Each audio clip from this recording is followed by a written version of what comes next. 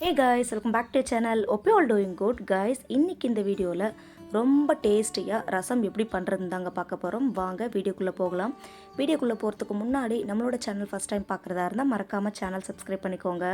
இந்த ரசம் பண்ணுறதுக்கு முதல்ல ஒரு பெரிய நெல்லிக்காய் சைஸ் அளவு புளியை ஒரு பாத்திரத்தில் சேர்த்து கூடவே தேவையான அளவு தண்ணி சேர்த்து கொஞ்சம் நேரத்துக்கு நல்லா ஊற வச்சுக்கோங்க. இந்த புளி ஊறிட்டு இருக்க நேரத்தில் நம்ம கொஞ்சம் பொருட்களை க்ரஷ் பண்ணி எடுத்துக்க போகிறோம். அதுக்கு முதல்ல ஒரு க்ரஷர் எடுத்துக்கோங்க. இதில் 1 டேபிள் ஸ்பூன் சீரகம், 1/2 டேபிள் ஸ்பூன் பெப்பர் சேர்த்து இந்த மாதிரி நல்லா ஃபைனாக க்ரஷ் பண்ணி எடுத்துக்கோங்க. தான் இந்த க்ரஷ் பண்ணி வச்சுருக்க மிளகு சீரகத்தை கூடவே ஒரு 20 பல்லு நாட்டு பூண்டு சேர்த்துக்கோங்க. நாட்டு பூண்டு இருந்தால் நல்லா டேஸ்டியாக இருக்கும் ரசம், அதனால தான். கூடவே ஒரு பச்சை மிளகாய், ஒரு காய்ந்த மிளகாய், கொஞ்சமாக கருவேப்பிலை அண்ட் கொஞ்சமாக கொத்தமல்லி சேர்த்து இந்த மாதிரி கொஞ்சம் கொரன்னு க்ரஷ் பண்ணி எடுத்துக்கோங்க.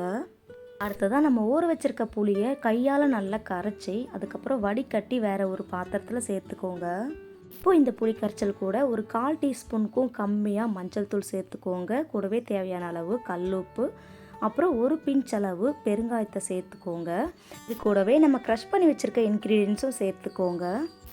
இப்போது ஒரு 3 தக்காளியை, அதாவது பெரிய சைஸ் தக்காளியாக இருந்தாலும் பரவாயில்ல, மீடியம் சைஸாக இருந்தாலும் பரவாயில்ல, அந்த தக்காளியை வாஷ் பண்ணிவிட்டு கட் பண்ணிவிட்டு அதுக்கப்புறம் இந்த புளி கரைச்சல் கூட சேர்த்து நல்லா கரைச்சிக்கோங்க. கரைச்சிட்ட பிறகு இப்போ உப்பு இருக்கான்னு செக் பண்ணிவிட்டு உப்பு கம்மியாக இருந்தால் சேர்த்துக்கோங்க. ரசத்துக்கு தேவையான புளி கரைச்சலை ரெடி பண்ணியாச்சு. அடுத்ததாக இந்த ரசத்தை தாளித்து விடுறதுக்காக ஒரு கடாயில் கொஞ்சமாக எண்ணெய் சேர்த்து நல்லா சூடானதுமே ஒரு 1/4 டீஸ்பூன் அளவு கடுகு உளுத்தம்பருப்பு, கூடவே கொஞ்சமாக கருவேப்பிலை சேர்த்து நல்லா பொரிஞ்சு வந்த உடனே நம்ம கரைச்சி வச்சுருக்க இந்த புளி கரைச்சலை சேர்த்துக்கோங்க. புளி கரைச்சலை சேர்த்த பிறகு அடுப்பை லோ ஃப்ளேமில் வச்சுட்டு ஒரு மூடி போட்டு கொஞ்ச நேரத்துக்கு இந்த மாதிரி பபிள்ஸ் வர வரைக்கும் வெயிட் பண்ணுங்கள்.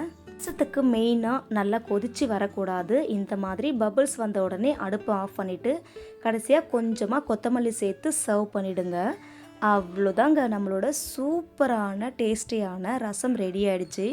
கண்டிப்பாக இந்த ஒரு வீடியோவை சேவ் பண்ணி வச்சுட்டு அடுத்த முறை உங்கள் வீட்டில் ரசம் வைக்கிறதானா இந்த மாதிரி ட்ரை பண்ணி பாருங்கள். ரொம்ப டேஸ்டியாக இருக்குங்க. எந்த ஒரு ரசப்பொடியுமே சேர்க்காமல் இந்த மாதிரி ஒரு முறை ரசத்தை செஞ்சு பாருங்கள். வேறு லெவல் டேஸ்ட்டில் இருக்குங்க. கண்டிப்பாக ட்ரை பண்ணி பார்த்துட்டு எப்படி இருக்குன்னு கமெண்ட் பண்ணுங்கள். அண்ட் இந்த வீடியோ உங்களுக்கு பிடிச்சிருந்தா லைக், ஷேர், கமெண்ட், மறக்காமல் சப்ஸ்கிரைப் பண்ணுங்கள். தேங்க்யூ ஃபார் வாட்சிங்.